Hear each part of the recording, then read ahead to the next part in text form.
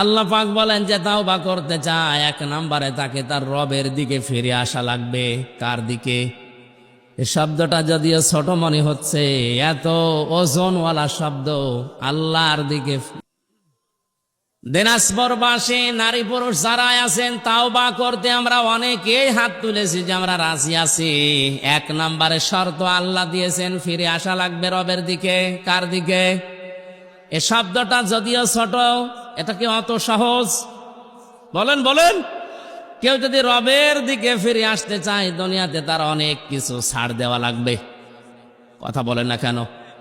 সূরা বুরুজের তাফসীর পড়তে গিয়ে আমি পেয়েছি, ওই জামানার যেই লোকটা জালিম বাদশাহ, এই যে আগুনের ভেতরে নারী পুরুষকে গর্তের ভেতরে ফেলছিল, এই কঠিন অবস্থায় দৃশ্য দেখে ওই রাজার একজন মন্ত্রী তাওবা করে ফিরে এসেছিল।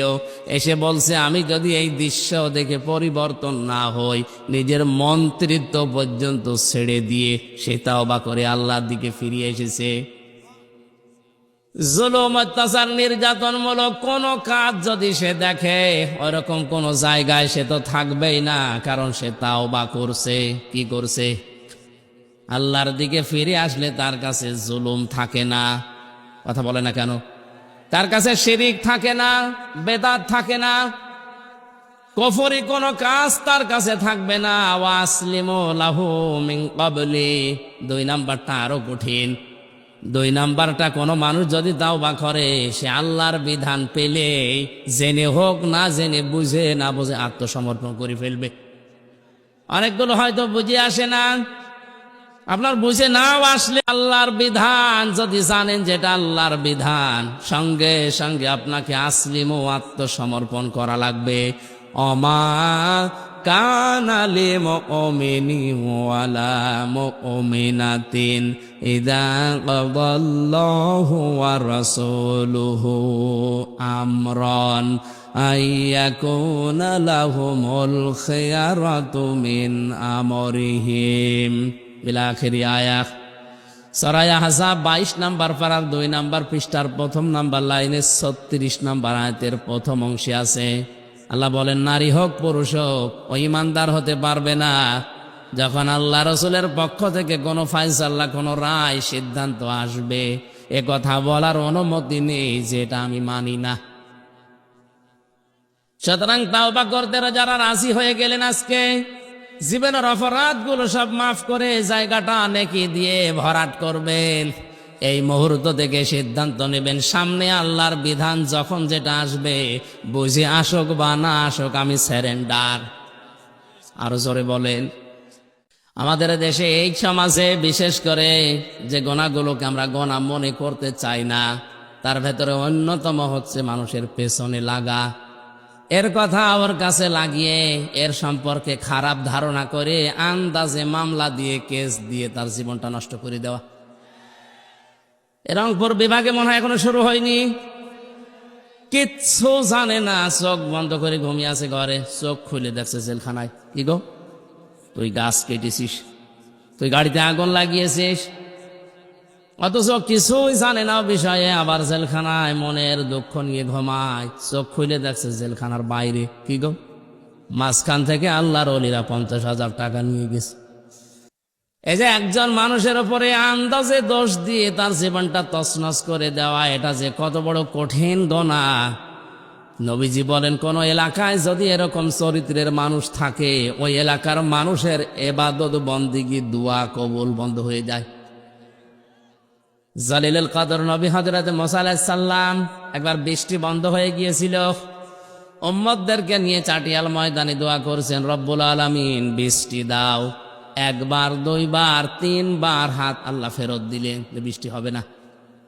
মুসা নবী নাছড় বান্দা, ডাক দিয়ে বলে, আল্লাহ আমার না এগুলো উম্মত, আমার মায়া লাগে, তোমার তো বান্দা, মায়া লাগে না? মায়া লাগে, বৃষ্টি দেব না। মায়া লাগে, বৃষ্টি দেবে না, দেওয়া লাগবে। আল্লাহ পাক বলেন, বৃষ্টি দিতেও পারি আমি, কিন্তু দেব না এই কারণে, তুমি যাদের নিয়ে দোয়া করছিলে ওর ভেতরে একজন তালি করা লোক আছে। এর কথা ওর কাছে লাগায়, ওর কথা এর কাছে লাগিয়ে আন্দাজে সম্পর্ক নষ্ট করে দেয়। যতক্ষণ পর্যন্ত লোকটা বের হয়ে না যাবে তুমি নবী দোয়া করলেও দোয়া ফেরত যাবে। মুসা নবী বলছে, আল্লাহ তুমি শুধু ওর নাম বলো, দেখো কি করি। আল্লাহ পাক বলেন, না, আমি নিজেই নাম ধরে গীবত করতে নিষেধ করি। আমি নাম বলি আর তুমি সবার সামনে তারে অপমান করো, নাম বলা যাবে না। হযরতে মুসা বলেন, আল্লাহ আমি তো আর আলিমুল গায়েব না, মানুষের মনের খবর জানি, তো কি করি আমি ধরব। আল্লাহ পাক বলেন, একটা কায়দা শিখিয়ে দেয়, তুমি ওদের সবাইকে তাওবা করতে বলো। যে লোকটা আছে এরকম তাড়াতাড়ি করা লোক, সে লোক তাওবা করবে। আর তাওবা যদি মন থেকে মানুষ করে, সে বেগুনা ব্যক্তির মতো হয়ে যায়। উনি এসে বললেন, এখানে এরকম একটা চরিত্রের লোক আছে, কিন্তু কে এটা আমি জানি না, তবে আছে। যতক্ষণ পর্যন্ত সে বের হয়ে না যাবে ততক্ষণ আমি নবীর দোয়া আল্লাহ ফেরত দিয়ে দেবে, কবুল হবে না। সুতরাং যদি থাকেন চলে যান, আর যদি না যান তাহলে আমার সাথে সবাই খালেস তাওবা করেন। আমাদের এই বাংলাদেশে আমরা অনেকেই মনে করি তাওবা মানে আস্তাগফিরুল্লাহ রাব্বি, চামড়ার মুখ তো আন্দাজে বলে ফেলছে, এটা একটা বাক্য। এটা কি তাওবা? অত সহজ জিনিস না। কেউ যদি তাওবা করতে চায় তাহলে তার দুইটা শর্ত মানা লাগবে আর একটা সময় মেনটেন করা লাগবে। এই ভালো করে শুনুন, তাওবা আর ইস্তেগফার এক জিনিস না। ইস্তেগফার সব সময় করা যায়, যে কোনো সময় আপনি আস্তাগফিরুল্লাহ করতে পারেন। কিন্তু তাওবা যদি কেউ করে, আল্লাহ এত দামি জিনিস এটা, নবীজি বলেন কেউ যদি তাওবা করে ওর পেছনের অপরাধ শুধু মাফ হয়ে যায় না, পুরা জায়গাটা আল্লাহ নেকি দিয়ে পাল্টিয়ে দেয়। আস্তাগফিরুল্লাহ সব সময় পড়া যায় না? যায় না। সব সময় আপনি আস্তাগফিরুল্লাহ পড়তে থাকলে আপনার দোয়া কবুল হওয়ার সম্ভাবনা বেড়ে যায়। আর তাওবা যদি কোনো মানুষ করে, ওর পেছনের অপরাধ আল্লাহ শুধু মাফ করে দেয় না, পুরা পেছনের জায়গাগুলো আল্লাহ নেকি দিয়ে ভরাট করে দেয়। তাহলে তাওবা করতে রাজি আছেন? হযরতে মুসা তাওবা পড়ালেন, আমরা অনেকে তাওবা পড়িয়ে দিই বিভিন্ন দরবার থেকে, যে আস্তাগফিরুল্লাহ।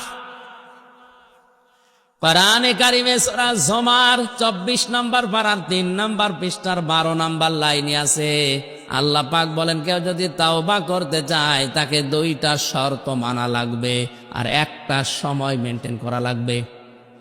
এখানে যারাই দাঁড়িয়ে আছেন, তাওবা করে পেছনের অপরাধগুলো আজকেই মাফ করে ওই জায়গাটা নেকি দিয়ে পাল্টাতে চাই। বলেন বলেন বলেন, বলেন। কোরআনে যে নিয়মটা আছে আমি বলছি, মিলাবেন তো আপনার সাথে মেলে কিনা? ওয়ানিবু ইলা রাব্বিকুম ওয়া আসলিমু লাহু মিন ক্বাবলি আইয়াতিয়াকুমুল আযাবু সুম্মা লা তুনসারুন। আল্লাহ পাক বলেন যে তাওবা করতে চায়, এক নম্বরে তাকে তার রবের দিকে ফিরে আসা লাগবে। কার দিকে? এই শব্দটা যদিও ছোট মনে হচ্ছে, এত ওজনওয়ালা শব্দ। আল্লাহর দিকে। দিনাজপুরবাসী নারী পুরুষ যারা আছেন, তাওবা করতে আমরা অনেকেই হাত তুলেছি যে আমরা রাজি আছি। এক নম্বরে শর্ত আল্লাহ দিয়েছেন, ফিরে আসা লাগবে রবের দিকে। কার দিকে? এ শব্দটা যদিও ছোট, এটা কি অত সহজ? বলেন বলেন। কেউ যদি রবের দিকে ফিরে আসতে চায়, দুনিয়াতে তার অনেক কিছু ছাড় দেওয়া লাগবে। কথা বলেন না কেন? সূরা বুরুজের তাফসীর পড়তে গিয়ে আমি পেয়েছি, ওই জামানার যেই লোকটা জালিম বাদশাহ, এই যে আগুনের ভেতরে নারী পুরুষকে গর্তের ভেতরে ফেলছিল, এই কঠিন অবস্থায় দৃশ্য দেখে ওই রাজার একজন মন্ত্রী তাওবা করে ফিরে এসেছিল। এসে বলছে, আমি যদি এই দৃশ্য দেখে পরিবর্তন না হই, নিজের মন্ত্রিত্ব পর্যন্ত ছেড়ে দিয়ে সে তাওবা করে আল্লাহর দিকে ফিরে এসেছে। জুলুম, অত্যাচার, নির্যাতনমূলক কোন কাজ যদি সে দেখে, ওরকম কোন জায়গায় সে তো থাকবেই না, কারণ সে তাওবা করছে। কি করছে? আল্লাহর দিকে ফিরে আসলে তার কাছে জুলুম থাকে না। কথা বলে না কেন? তার কাছে শিরিক থাকে না, বেদাত থাকে না।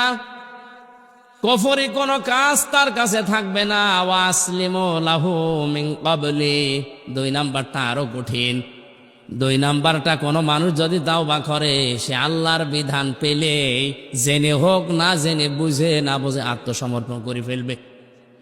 অনেকগুলো হয়তো বুঝে আসে না, আপনার বুঝে নাও আসলে আল্লাহর বিধান যদি জানেন যেটা আল্লাহর বিধান, সঙ্গে সঙ্গে আপনাকে আসলিমও আত্মসমর্পণ করা লাগবে। অমা কানা লিমুমিনিন ওয়ালা মুমিনাতিন ইযা ক্বাদাল্লাহু ওয়া রাসূলুহু আমরান আইয়াকুনা লাহুমুল খিয়ারাতু মিন আমরিহিম ইলা আখিরি আয়াত। সূরা আহজাব 22 নাম্বার পারার 2 নাম্বার পৃষ্ঠার 1 নাম্বার লাইনে 36 নাম্বার আয়াতের প্রথম অংশে আছে। আল্লাহ বলেন, নারী হোক পুরুষ হোক ও ঈমানদার হতে পারবে না যখন আল্লাহ রাসূলের পক্ষ থেকে কোনো ফায়সালা, কোনো রায়, সিদ্ধান্ত আসবে, এ কথা বলার অনুমতি নেই যেটা আমি মানি না। সুতরাং তাওবা করতে যারা রাজি হয়ে গেলেন, আজকে জীবনের অপরাধগুলো সব মাফ করে জায়গাটা নেকি দিয়ে ভরাট করবেন। এই মুহূর্ত থেকে সিদ্ধান্ত নেবেন, সামনে আল্লাহর বিধান যখন যেটা আসবে, বুঝে আসুক বা না আসুক, আমি সারেন্ডার। আরো জোরে বলেন।